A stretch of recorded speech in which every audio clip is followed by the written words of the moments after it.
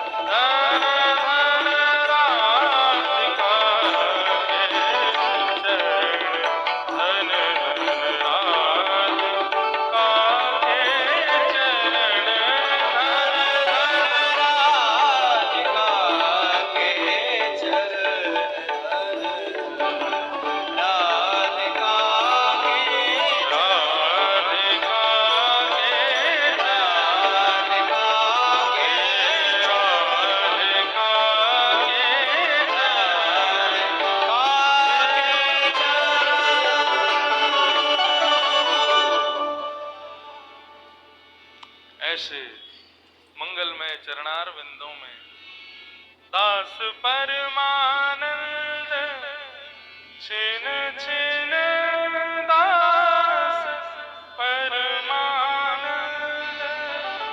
छिन छिन श्याम जिनके शरण धन धन राधिका के चरण धन राधिका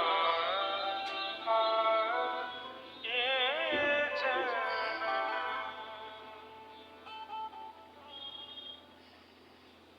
नंद सुत मन मोदकारी विरह सागर तरण। ऐसे किशोरी जी के चरणार बिंदों का प्रक्षालन कर रहे हैं ठाकुर जी। सब गोपियां देख रही हैं, ठाकुर जी चरण धो रहे हैं। चरण धोने के बाद ठाकुर जी अपनी अंजलि में किशोरी जी के चरण जल को भर के आकाश में उड़ाते हैं, तीनों लोग पवित्र हो जाएं, मेरे सबरे जितने भी हैं पितर सबरे मुक्त रह जाएं। ऐसा अनुभव करा रहे हैं उन गोपियों को। सब जगह प्रक्षालन करके ठाकुर जी किशोरी जी को हाथ दें, आओ विराजो हमारी नैया में। किशोरी जी जैसे विराजन लगी, इतने में ही सब गोपी भी आने लगी। ठाकुर जी, तुम कहाँ चली आ रही हो सबरी? मेरी नैया में इतनी जगह ना है कि तुम सबरे बैठो, केवल श्यामा जी विराजेंगी, आपकी जो सिरमौर हैं यही विराजेंगी, और कोई कुछ जगह ना है मेरी नैया में।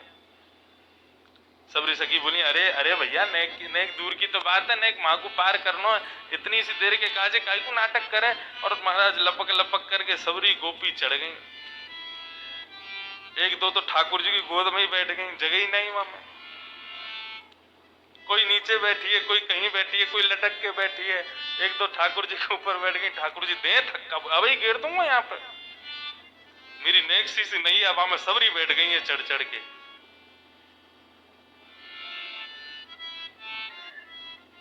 अभी भैया एक पद दिखा रहे थे श्री ध्रुवदास जी को, वहां में नैया देखो कितनी सुंदर वर्णन, यहाँ की नैया देखो।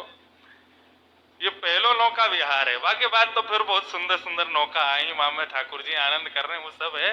लेकिन हमारे ब्रजवासी ब्रज के भाव सो तो ऐसे ही बता मैं। नेक सी नौका में सबरे बैठ गए। अब ठाकुर जी नौका चलाना शुरू किए।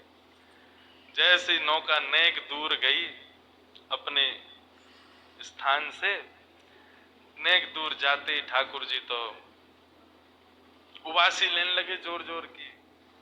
कभी यहाँ को मैं, कभी वहां को मैं। गोपी बोली, कहा भैया तेने पतवार क्यों छोड़ दे, चला काई कुनारो? बोले, वो कहा मुझको भूख लग रही है बहुत जोर से, और जब तक मुझको भोजन नहीं मिलेगा तब तक मैं आगे नौका कैसे लेके जाऊं? गोपी बोली, अब या बीच भंवर में तो को भोजन कहाँ तिला में? बोले, तुम सबन पे जो ये मटकी रखी कहाँ है? तुम्हारा घी दूध दही कछु बिको ना है ना, लाओ खोल खोल के सबरे धरो मेरे आगे। पहले पेट पूजा होगी, तभी मुंह में बल आवेगा, तभी नौका चलेगी। अकेली नौका छोटी सी मेरी, बाकू तो मैं कैसे चला लूं? बा में तुम सबरी बैठ गई हो मोटी मोटी सी, तो फिर कैसे चले आगे? कछु खवाओ पहले मुंह को। सब आनंद भी ले रही हैं। सबन ने अपनी अपनी मटकी खोल दे। बोले, बिको तो कछु है ना है, चलो यही धर दो जाके सामने। हाँ, कहीं पतो चली पल्लंगू पहुंच गए होके, कछु द्रव्य दो तो हम कहते हो देंगे, हमने दही तो दे दियो तो है। सबन ने खोल खोल के ठाकुर जी के आगे धर दिए। ठाकुर जी टेढ़ी से नजर करने लगे। तुम्हें पता ना है, मैं अपनी मैया को बहुत लाड़ लूं, अपने हाथन से ना पाऊं, मुझको पवानो पड़े। गोपी बोली, भैया ऐसा मला पहली बार मिलो है, पीछे ही पड़ गो है। सब गोपी आने लगी आकर के अपने हाथन से। ठाकुर जी बोले, तुम में तो बदबू आ रही है, तुम सबरी हटो, तुम्हारे हाथन से नहीं पाऊंगा।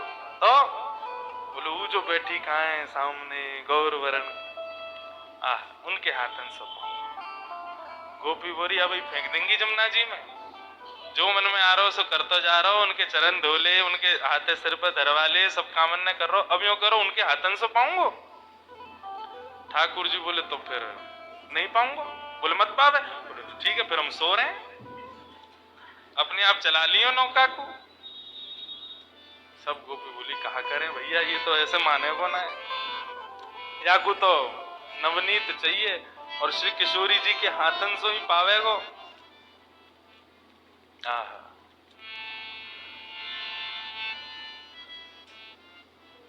किशोरी जी के पास में ललिता विशाखा गई, हे श्यामा जी हमें पता आपको श्रम बहुत है रो, लेकिन अब ये नदी पार करनी है और यही उपचार है, यही के सहारे हमें करनी है, या की बात ने माननी पड़ेगी।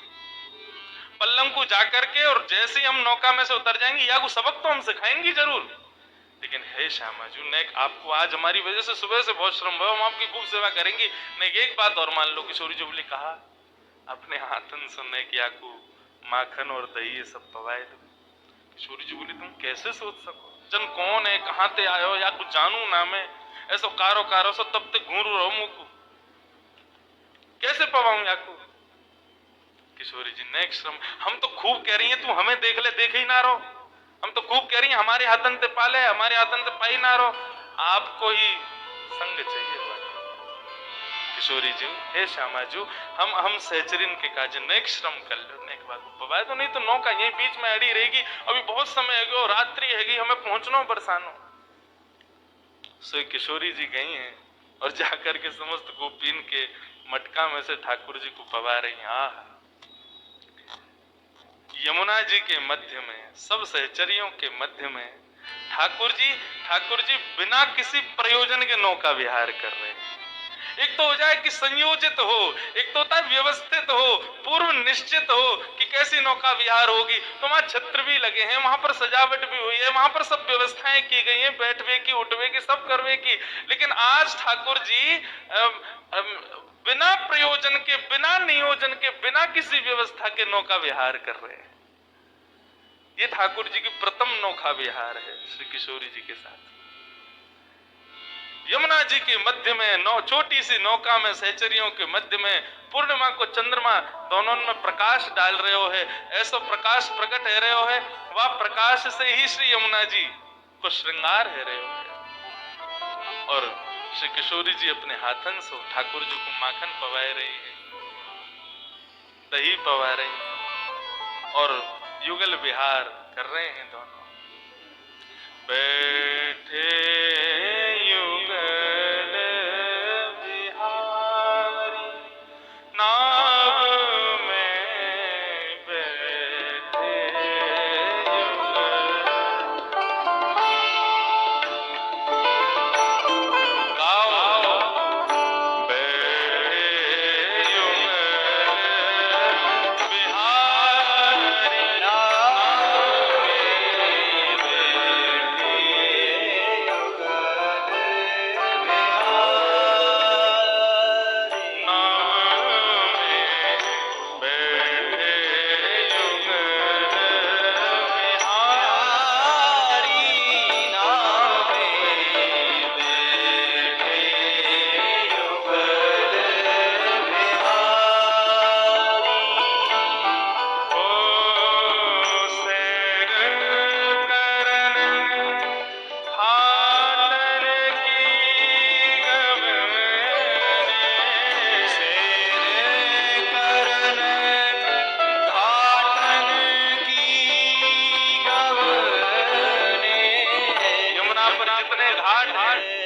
सबका दर्शन करते, सहज ही ठाकुर जी सबका दर्शन करा रहे हैं।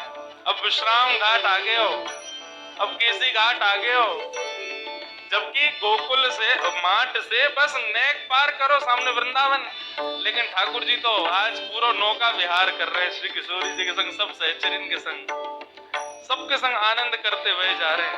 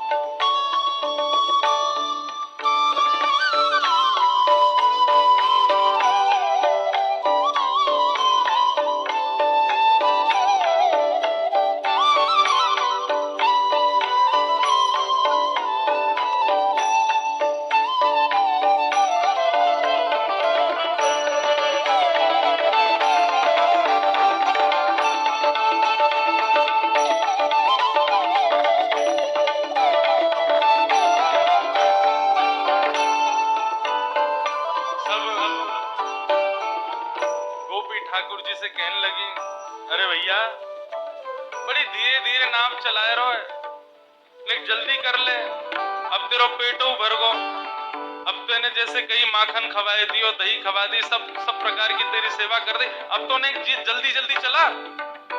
ठाकुर जी 2 बार चला में और चला के फिर रुक जाए। बोले कहा भयो? बोले ऊर्जा खत्म है गई है मेरी। बोले कैसे मिलेगी तेरी ऊर्जा? बोले तुम सब मेरे सामने से हटो, जो गोरी सी है ना सलोनी सी, उनको मेरे सामने बैठाए दो, वो मुंह को दिखती रहेंगी तो मुंह को ऐसा लगा को मुंह को ऊर्जा मिल रही, मैं जल्दी जल्दी ले चलूंगा नाव। सब कहीं किशोरी जू यूं कह रहा है कि आप आके सामने बैठ जाओ, आपको देखत देखत फिर नाव चलावे। वो किशोरी जी बोली, आज तुम कहा का करवाओगी मुझसे? मेरे हाथन सो माखन खवाए दियो, अब कह रही हो बाकी सामने जाके बैठ जाऊं मैं, मुंह को देख के नाव चलावे को। किशोरी जू, यदि ये यमुना ना होती, बीच भंवर में नाव नहीं होती और रात्रि को अंधियारो नहीं हो तो हम आपको कछु नहीं करन देती, लेकिन आज कृपा करो बैठ जाओ ना, नेक देर की तो बात है, अभी पहुंचावे। किशोरी जी उठ करके आई और आकर के श्याम सुंदर के सामने बैठ गई, लेकिन टेढ़ी सी नजर करके बैठी, देख नहीं रही कन्हैया को। गोपी बोली, हाँ भाई अब चला, देख ले सामने बैठ गई है तेरे। ठाकुर जी 2 बार चला में फिर रुक गए। सबरी आई, बोले अब का है गो, अब काई को रुक गए हो? ठाकुर जी बोले, इनसे कहो ये भी मुंह को देखें, ये भी मेरी ओर निहारे और मेरे नेत्रन में देखें, तब चलाऊंगा नाव को। देख तेरी बहुत दे रही है, देख ले, अब तो बहुत ज्यादा कर रहा है, तू जाने ना है कौन है ये तेरे सामने बैठी का है, और बार बार बेर बेर तू अपने मन की मनमानी करवा रहा है, तू जाने ना है अभी इनको। बोले ये कोई भी हो, तुम कोई भी हो, अपनी स्थिति देख लियो तुम कहाँ हो, मैं तो कूद जाऊंगा, तैर के पार कर जाऊंगा, आती रही हूँ फिर अपने आप। और मुझको तो वैसे भी बहुत नींद आ रही है, मैं अभी सो जाऊं, इनसे कह दो यदि ये चाहे कि मुझको नींद नहीं आवे तो मुझको देखती रहेगी। सब कहीं हे श्यामा जी, वो कह रहे हो कि आप वाक की तरफ देखो, न वाके नेत्रन में देखो। किशोरी जी बोली, तुम बहुत गलत कर रही हो आज मेरे साथ। जन कौन है, कहाँ को है, कैसो जाके आचार विचार भाव सब बुरे हैं, जब ते आयो कछु ऐसे उल्टे काम कर रहा है, अब जाके नेत्रन में देखने को कह रही हो। नहीं देखा।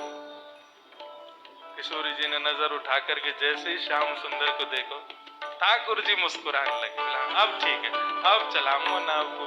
बैठे युग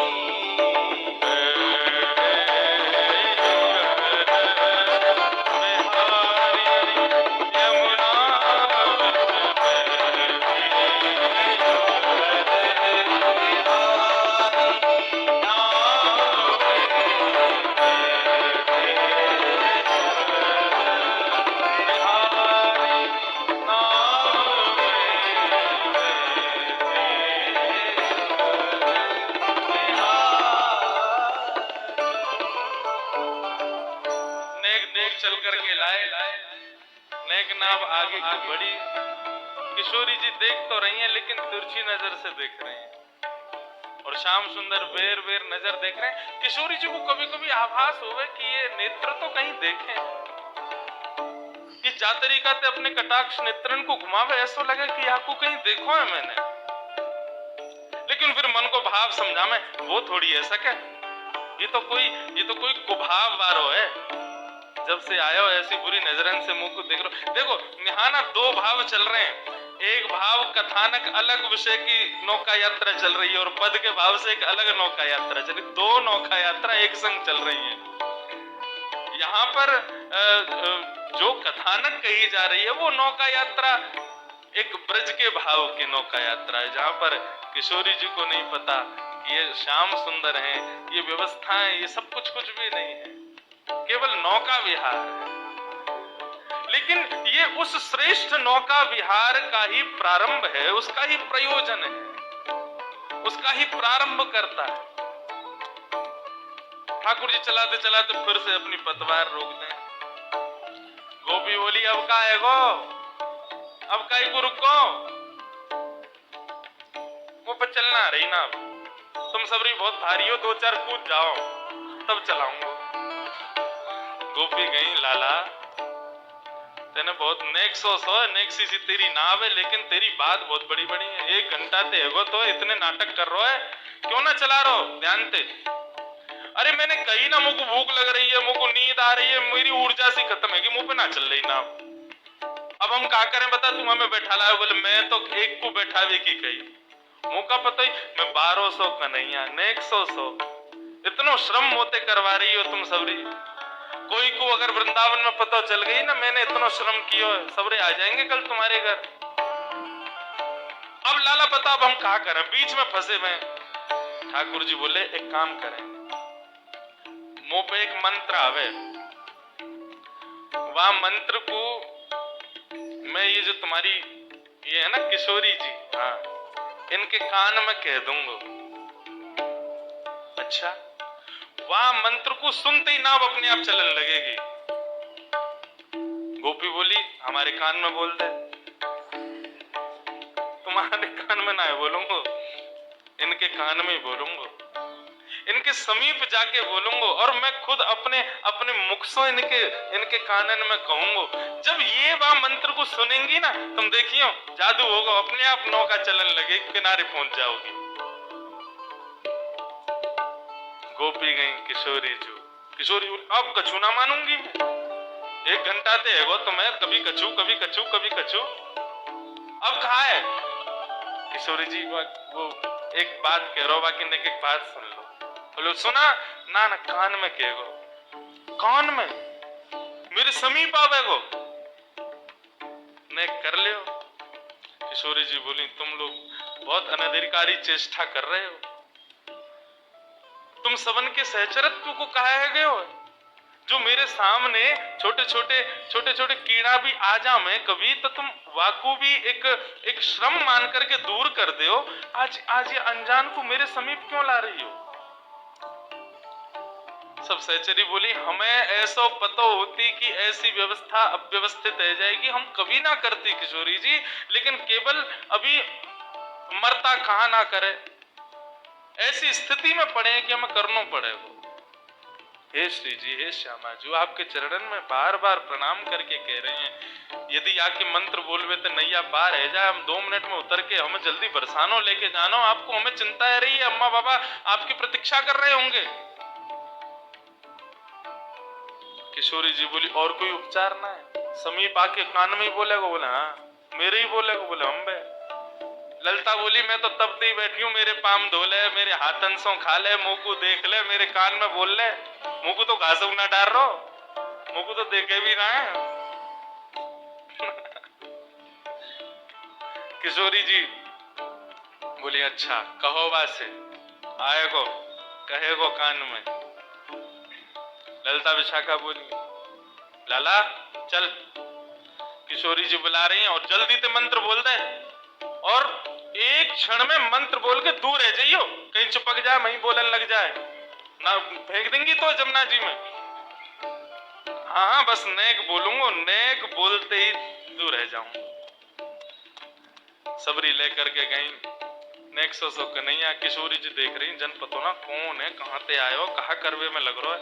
किशोरी जी ने मुंह फुला करके कान अपनो आगे कियो। बोल, ऐसे नहीं, प्रसन्नता में सुनो, मंत्र है, सिद्ध कियो मेरे बाबा ने। बाबू प्रसन्नता से सुनोगी तो ही फलीभूत होगो। किशोरी जी मुस्कुराने लगी, अच्छा भैया बता दे, कान में बता। ठाकुर जी समीप जा रहे हैं और समीप जाकर के कान में मुख स्पर्श करा करके, हे कृष्ण मनोहारिणी, हे वृंदावनेश्वरी, हे कृष्ण मनोहारिणी। जैसे ही कृष्ण मनोहारिणी बोले हैं, श्री किशोरी जी को रोम रोम प्रफुल्लित है गयो, पूरा अंग झंकृत है गयो, नेत्रन में अश्रुपात जैसे प्रकट है गए हो। मुखमंडल देखने लगी, कौन हो तुम? ठाकुर जी बोले, मुझको नहीं पहचानी आप, सही से बताओ कौन हो तुम? इतने में ही समस्त गोपांगनाओं के मध्य में, पूर्णिमा की चंद्रमा की छांव में, श्री यमुना जी के मध्य में, किशोरी जी के सन्मुख ठाकुर जी ने जैसे ही अपनी पाग उतारी है, घुंघराले केश प्रकट है गए, मोर पिछ प्रकट है गयो, गले में वनमाल प्रकट है गई, वंशी प्रकट है गई, त्रिभंग लली ठाकुर जी को रूप प्रकट है गयो। जैसे ही त्रिभंग स्वरूप किशोरी जी ने दर्शन कियो है, समस्त गोपियां चरणन में प्रणाम कर रही हैं। यमुना जी प्रकट है करके श्री लाल जी के, श्री किशोरी जी के चरणन में बारंबार नतमस्तक है करके वंदन कर रही हैं। और ऐसी प्रथम नौका विहार की शोभा प्रकट भई है। सब चारों ओर से मानो वृक्ष वल्लरी प्रकट है गए हों, सूर्य चंद्रमा आकाश में एक संग प्रकट है गए हों। ठाकुर जी और किशोरी जी की एक झांकी देखवे के काजे यमुना जी के सब जीव जंतु मानो बाहर आकर के श्री किशोरी जी